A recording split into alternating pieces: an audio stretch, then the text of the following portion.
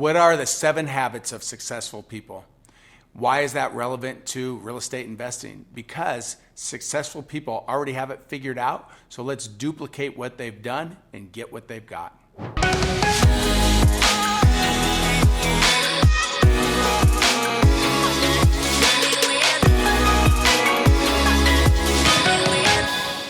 First and foremost, they're proactive.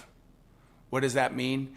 They're ahead of it. Instead of being reactive and on the defensive all the time, they're proactive, out there making things happen. So let's say what they do is they map out their day ahead of time and get everything in place of what they need to do for the day. Could be out looking at properties. It could be out marketing. It could be door knocking. They're not waiting for opportunities to come their way. They're out there making opportunities happen. It could also mean if there's bad news or something happening, they're communicating that with the team instead of waiting for other people to find out and then making a big deal about it. Being proactive is huge in being successful in any endeavor, not just real estate. So whatever it is you're doing, be proactive. Begin with the end in mind. That's number 2. So what's that mean? It means think about what you're trying to accomplish and keep that in mind whenever you're building out your model or whatever goals you're trying to hit for the day, week, month, year, whatever that might be. You want to think of that. So all the tasks that you're doing, is that the highest and best use of your time, what you're working on, by keeping that end goal in mind. You know, as simple as it might be, sometimes we get off track or off course during the day, weeks, months, years. And so if you're able to identify what that is, that goal, and what the end is in mind when you're focusing on this, it helps you to stay on course. I hope that makes sense. As far as keeping the end in mind, you also want to put first things first. So your third is first things first. So think about it like building a house. What do you start with? You start with a solid foundation.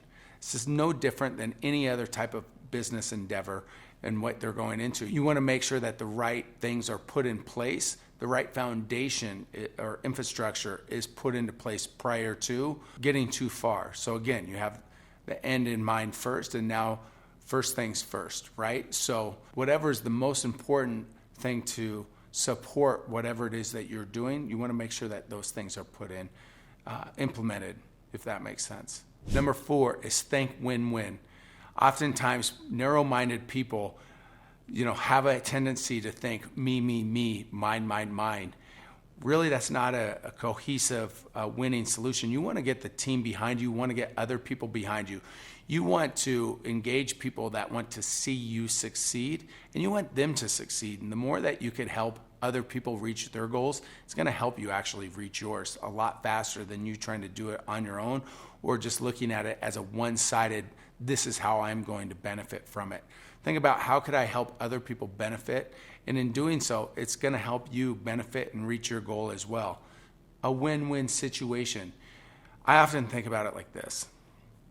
If I'm selling a piece of property or I'm negotiating a deal with someone, when I see them, when I go out to eat or dinner or whatever it might be, or just see them out and about, I want that person to see me and for me to see them and think, oh, hey, I want to introduce or say hi or whatever it might be and hold my head high. You want to be able to do the same thing. And by creating that win-win, you're going to allow them to feel good about doing business with you then and in the future. So often I hear of people say, oh, I'm not going to do business with that person because, I always get ripped off, or they only look out for themselves.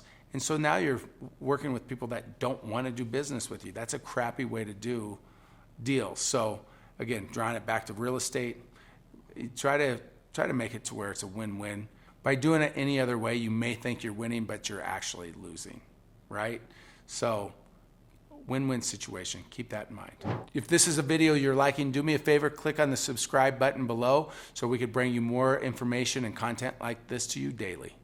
One thing that you'll find often with successful people is when you're talking to them and maybe negotiating or trying to get something or sell something or borrow something, whatever it is, they do so much listening. They're trying to understand completely what it is that you're looking for and what it is that you need. Because once they've extracted all the information and they understand what it is that you're looking for, And so you got to own this as if it's for you, right? So you want to understand what it is that the person's trying to get.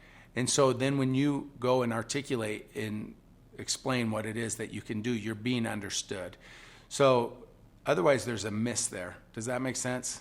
So you want to make sure that you're understanding completely, so you're speaking to them on the same level. You're talking apples and apples, not apples and oranges, right? So oftentimes you'll hear this, and maybe a better way to say this is, oftentimes the most successful people do the most amount of listening, not the most amount of talking. So listen and then speak. When looking at the habits of successful people, they look for synergies.